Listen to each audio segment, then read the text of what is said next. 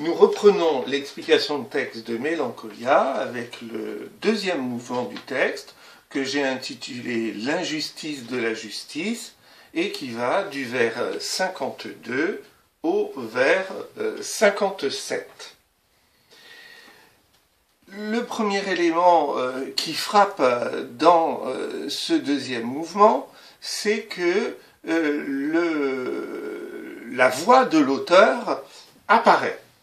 On a dit que ce texte avait une valeur de dénonciation, que c'était un texte engagé, et donc vous voyez que si la voix de l'auteur apparaît, on entre dans une catégorie qu'on connaît, qui est la catégorie de l'argumentation directe.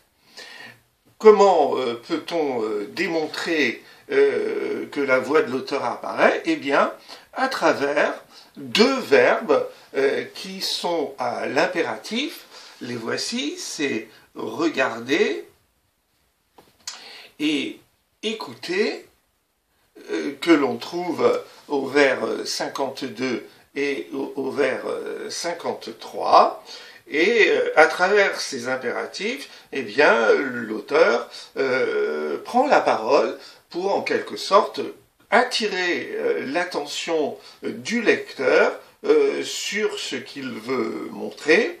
Et pour cela, vous voyez qu'il sollicite deux sens qui sont la vue avec regarder et l'ouïe avec écouter.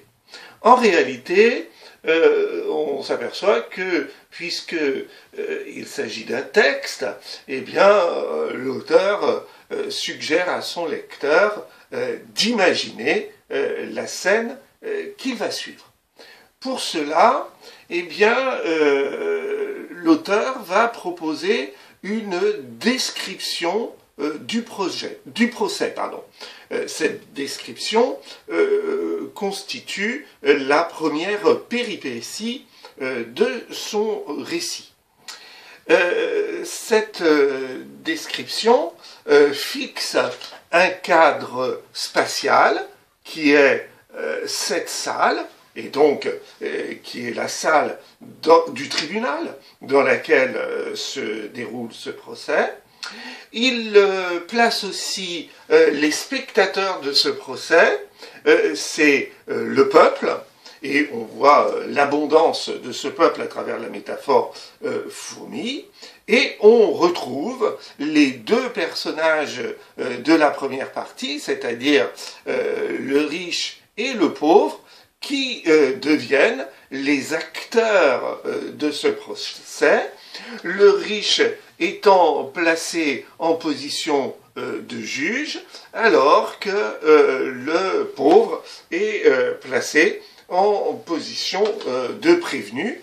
Et donc, de nouveau, on retrouve l'ordre de la première partie, avec le riche en premier et le pauvre en second, montrant la position de supériorité du riche par rapport à ce pauvre.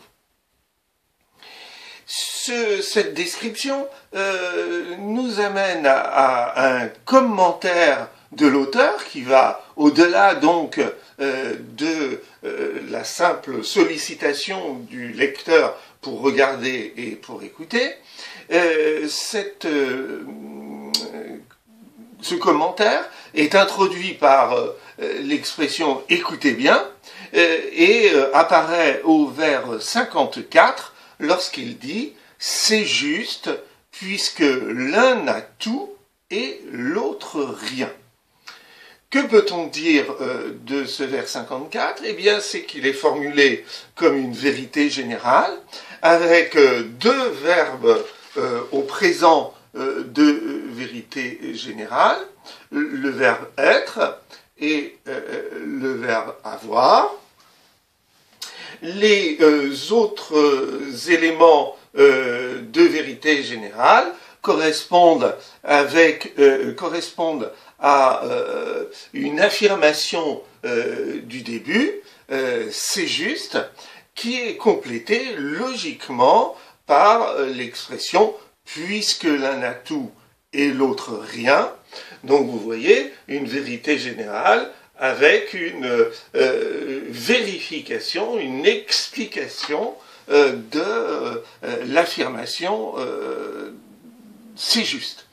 Vous remarquez d'ailleurs que le vocabulaire est aussi un vocabulaire de vérité générale, celui de la justice ou celui de la morale, avec le mot juste, et avec le balancement entre l'un, l'autre et tout, rien, qui fait une sorte de parallélisme et qui renforce cette impression de vérité générale. Alors, généralement, quand on énonce une vérité générale, c'est qu'on énonce une vérité à laquelle on croit. En réalité, on s'aperçoit que cette vérité est tellement odieuse par rapport à ce qui a été décrit précédemment de la situation du riche et du pauvre, que Victor Hugo s'exprime à travers un commentaire ironique. L'ironie, c'est une figure de style qui consiste à dire le contraire de ce qu'on pense.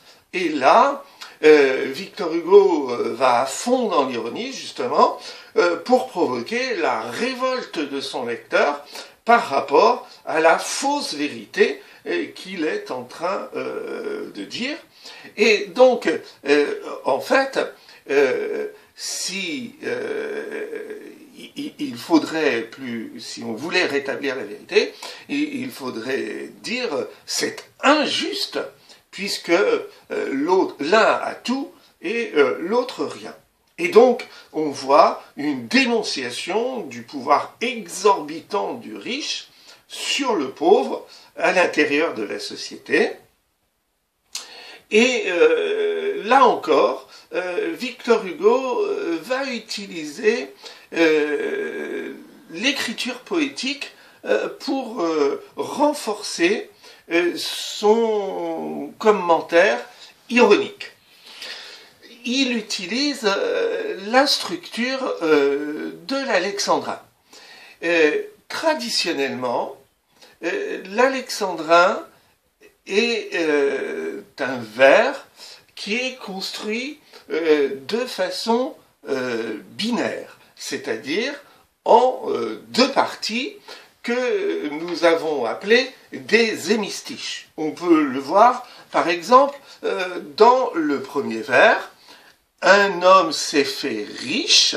On s'aperçoit que il y a bien une première partie de l'alexandrin et qui est marquée par une pause sur le mot riche, et cette pause permet de couper l'alexandrin en deux morceaux, séparés par ce qu'on appelle une césure, et chacun des morceaux de cet alexandrin forme un groupe de 6 syllabes qu'on appelle le premier hémistiche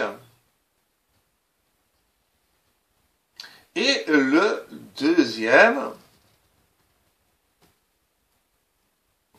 hémistiche. Je vous rappelle que hémi veut dire la moitié. Et donc, effectivement, deux hémistiches, deux parties de 6 syllabes chacune, donc bien équilibrées. Et donc, la structure traditionnelle de l'alexandrin, c'est une structure binaire. Dans l'alexandrin du vers 54, eh bien, Victor Hugo souhaite détruire la structure traditionnelle de l'alexandrin et invente un nouveau rythme à l'alexandrin, qu'on appelle d'ailleurs l'alexandrin romantique, on a dit que Victor Hugo inventait dans chacun des domaines de la littérature, et dans la poésie, l'alexandrin est sa cible principale, puisqu'on s'aperçoit que cette structure avec une césure à la 6e syllabe ne convient plus, et que ce vers est plutôt constitué de 3 accents principaux. C'est juste, puisque l'un a tout et l'autre rien. Et là, vous voyez que l'alexandrin romantique de Victor Hugo est composé de 3 morceaux, de 3 éléments, et donc là, on dit que le rythme, contrairement au premier alexandrin qui était un rythme binaire, c'est-à-dire un rythme fondé sur le chiffre 2, sur le côté pair, et bien là est un rythme en 3 éléments, en 3 accents principaux, et on dit que c'est un rythme ternaire. Et là, très clairement, Victor Hugo utilise son innovation poétique pour montrer le déséquilibre qui a été créé par cette justice qui est totalement injuste. Et à travers ce jeu poétique, eh bien, il renforce l'ironie de son propos.